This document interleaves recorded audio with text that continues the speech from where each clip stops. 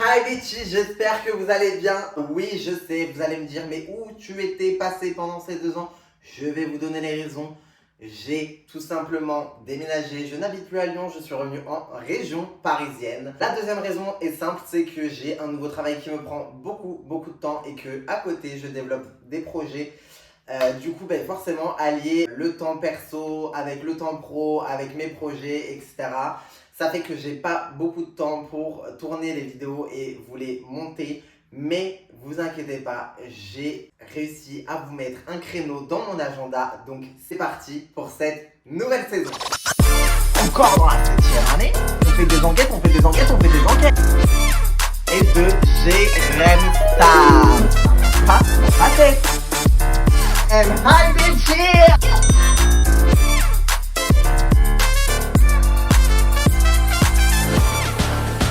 Je ne pouvais pas revenir sans vous parler tout simplement de Madame Gisèle Knowles-Carter Beyoncé. Et oui, après cette tournée monumentale qui vient tout juste de s'achever, Madame n'a pas fait moins de 56 dates différentes et a engorgé oui, parce qu'avant de rentrer dans le vif du sujet et de vous dire ce que j'en ai pensé, revenons sur les chiffres qui sont absolument colossaux. Madame devient la première artiste féminine noire américaine à avoir la tournée la plus rentable de l'histoire, avec pas moins de 580 millions de dollars d'engorgés. Et notez bien, 2 800 000 personnes sont parties la voir dans les stades. Mais sans parler de chiffres, de combien elle a gagné, etc. C'était une véritable Fashion Week.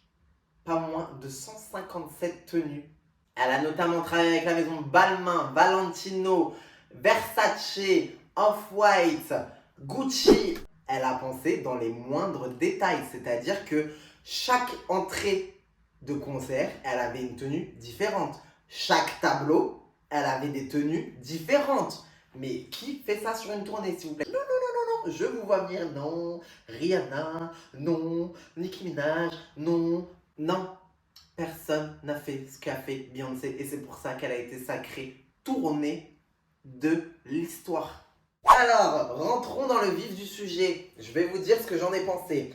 Déjà, accrochez-vous. Si vous voulez aller voir Beyoncé, il va falloir faire la queue avec des millions et des millions de personnes le jour où les billets sortent. Et je parle pas de la queue physique, je parle de la queue sur internet.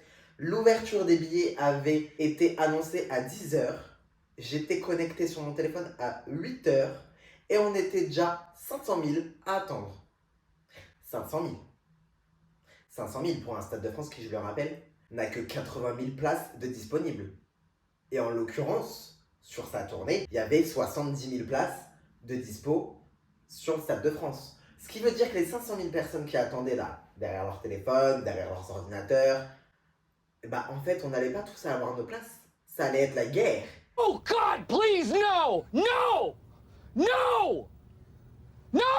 Mais là, ça s'annonçait comme la tournée de l'année. Tout le monde l'attendait et ce n'est pas moins un parterre de stars qui s'y est présenté, notamment Olivier Rousteing, Kris Jenner, Kylie Jenner, Selena Gomez, Lenny Kravitz, Megan Thee Stallion. Non mais je peux vous sortir une liste qui est longue. Bref, revenons au sujet des billets. Donc, nous attendons dans la file d'attente. Ça n'avance pas. On se dit, oulala, on va jamais avoir nos billets, on va pas pouvoir aller voir Baby. Finalement, moi, je ne suis pas passé dans les premiers. Je ne sais pas pourquoi. Vraiment, cette organisation de Live Nation cette année, je n'ai pas compris. Si vous passez par là, s'il vous plaît, faites quelque chose pour les prochains concerts parce que vraiment, de se lever et d'être à 8h sur le site pour ne pas passer en premier alors qu'il y a des gens qui sont arrivés entre 10h et 10h30 et qui sont passés dans les premiers. What the fuck? Du coup, ma pote a réussi à passer avant moi, donc elle a réussi à avoir nos billets et c'était le début de la décadence. Donc je me suis dit au Underrun 1, je me souviens que j'y avais été à 4h du matin et que c'était déjà blindé, mais j'avais quand même besoin de sommeil parce que je n'ai plus le même âge. J'arrive à 6h, nous étions déjà une trentaine. Ce qui veut dire que je n'aurais pas été tout devant la barrière. Mais, mine de rien, nous avons passé une bonne journée. J'ai pris mon enceinte, on a mis de la musique.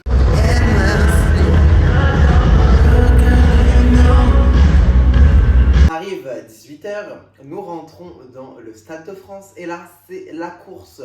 On court pour être les premiers devant la barrière et on tape le sprint final, on se pousse, on se bouscule, on s'accroche les sacs, on arrive devant. Et en plus, madame n'arrivait pas avant 21h, donc nous avions à attendre 3 heures, tout simplement sous le cagnard, puisque le Stade de France est ouvert et que le soleil passait. Et là, madame Beyoncé arrive sur la scène avec une tenue signée Rabanne.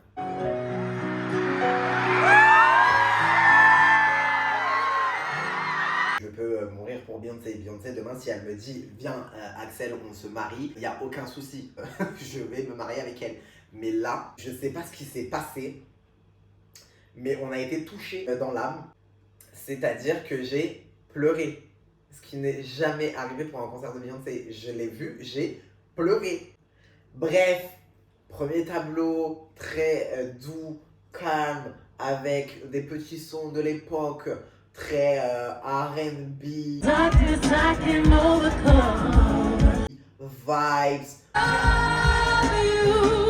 tout ce qu'on adore en fait. Et là, on rentre dans le vif du sujet, c'est-à-dire que madame nous laisse sur un interlude s'appelant Renaissance.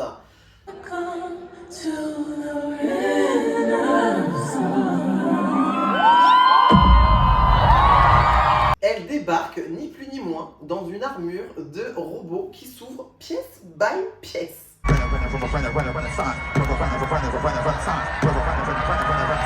Et là, bam, ambiance tactique. Tic-tac, boum, tac. Mais sans parler du fait qu'elle nous a enchaîné de tubes et d'ambiance, la scénographie, parlons-en. Tout est pensé dans les moindres détails, que ça soit la lumière, le son, les décors. Elle nous a pas pondu, la petite, un cheval recouvert de petits carrés de boules à facettes. Une boule à facettes géante. Un cheval gonflable. Elle-même, son corps en doudoune gonflable. Et on a eu le droit à des versions live, notamment Cuff It qui était monumentale. Energy, où madame nous a fait pas moins un défilé sur un catwalk.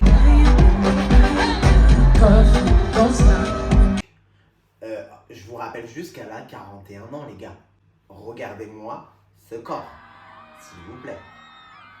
Je dis ça, je dis rien. Arrive le moment qui, pour moi, reste le moment incroyable du concert.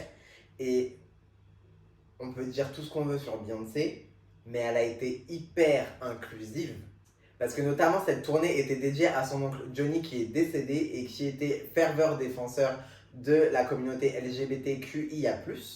Mais pour en revenir au sujet, madame nous a organisé un ball. Un ball. Mais vous allez me dire, mais qu'est-ce que c'est un ball?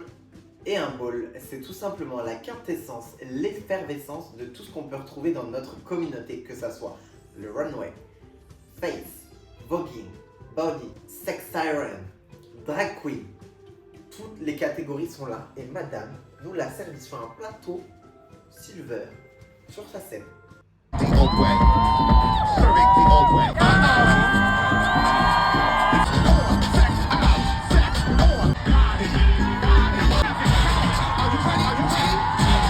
Mais moi quand j'ai vu ça, j'étais aux anges. Je me suis dit waouh, attendez les gars, Beyoncé, allez savons-nous. Oh là là, oh pardon ce que j'ai vu, madame.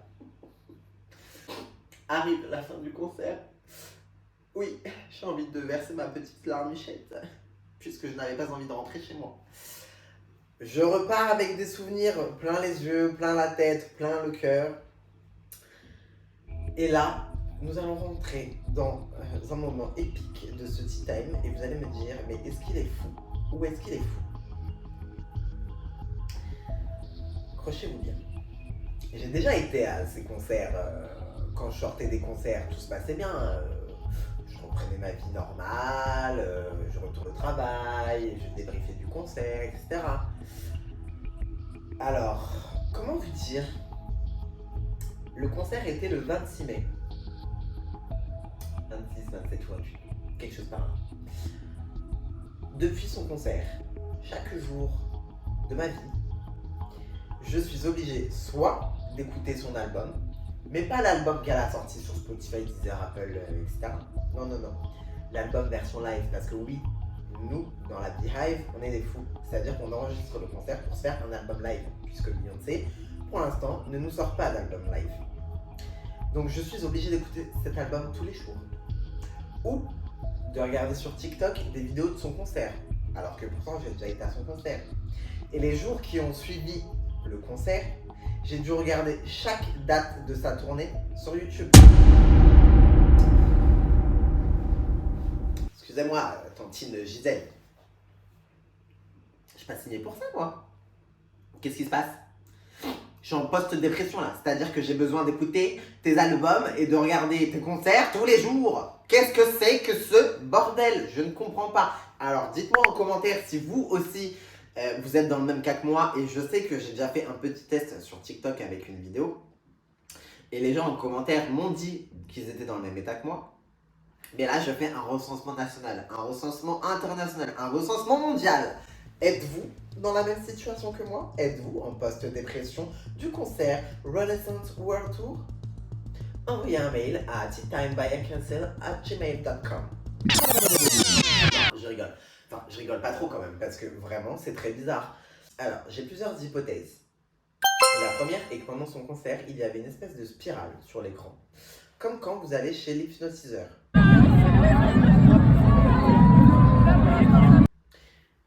Vous allez me dire, il est fou. Mais nous sommes en 2023, tout peut exister. Peut-être qu'elle a fait ça pour relancer son streaming, gagner plus d'argent, je ne sais pas. La deuxième théorie est que, comme elle nous a manqué depuis très longtemps et que son album et sa tournée étaient quelque chose de magistral dont on ne s'y attendait pas, ça nous a marqué l'esprit et nous sommes tout simplement dans une espèce de dépression post-concert. Et la troisième hypothèse, d'habitude nous avons toujours des clips. La tournée s'achève avec la dernière date. Et là, c'est pas Elle nous pond, un film au cinéma. Mais rappelez-vous, pendant son concert, elle nous a dit « Baby, you are the visual ». Mais nous, on l'a pas pris au sens propre du terme, non, non. On s'était dit « Bon, elle veut juste répondre à une polémique trendy parce qu'elle ne sortait pas de visuel ». Non, non, Madame Beyoncé nous sort bien un film au cinéma. Alors, attention, parce que vous allez me dire « Oui, mais nanani, nanana, cancanki, cancancan ». Je vais tout vous expliquer en détail. Le film sort le 1er décembre dans les cinémas américains. Selon des rumeurs, le film sortirait le 30 novembre dans les cinémas anglais.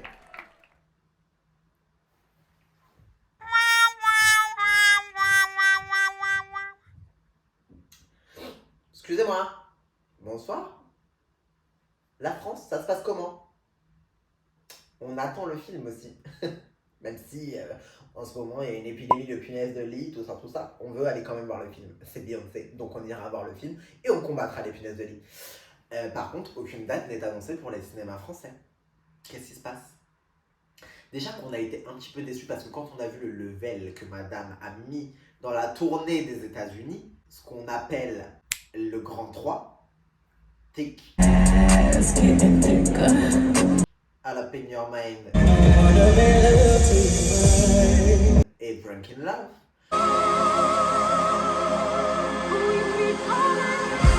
Madame l'a fait sur la première date de la tournée, puis sur certaines dates des États-Unis, mais pas en Europe. Non, non, nous on n'a pas le droit à Drunk in Love version Dubaï. Non, non. Oh, une hallucination collective. Déjà qu'on a pris un peu la tournée européenne comme un échauffement de cette tournée, là, nous n'avons pas le droit au film dans les salles françaises. Très bien. Je note. Très bien. Donc, Madame Beyoncé, vous noterez, s'il vous plaît, que nous attendons ce film avec impatience puisque nous avons tous déboursé pour aller voir le concert. Donc, nous méritons tous de voir les images du film. Tout à fait. Merci. Voilà. Enfin bref. Cette tournée, comment vous dire, c'était monumental, c'était astral, c'était tout ce qui finit en hall. Si vous n'avez pas été la voir et si vous n'avez jamais vu Beyoncé dans toute votre histoire, n'attendez pas. Et la prochaine tournée, allez-y, foncez. C'est une artiste où le prix du billet que vous allez payer va être rentable dans tous les cas. Et qu'on ne vienne pas me dire que quelqu'un d'autre est la queen. Non, Beyoncé est la queen. Et je pense que nous avons encore de nombreuses années avec des albums, des tournées, puisque nous devrions avoir un acte 2. Nous ne savons pas encore le titre. Certains disent que ça sera un album country, d'autres disent que ça sera un album R&B. Je ne fais pas de pronostic. En tout cas, moi, je sens une chose, c'est que Madame va nous faire un petit enfant. Oui, parce que si vous regardez bien sûr sa tournée, elle se touchait beaucoup le ventre. Je lance cette rumeur, libre à moi de l'assumer ou non. Vous verrez bien ce que ça donnera. Mais moi, je vous le dis, la petite Beyoncé, elle va nous pondre un gosse.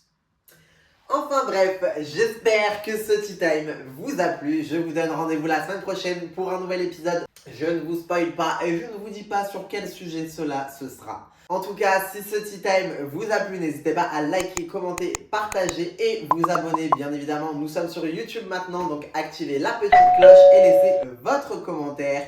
Rendez-vous la semaine prochaine à 18 h pour un nouveau Tea Time. C'est tout pour moi. Bye bye!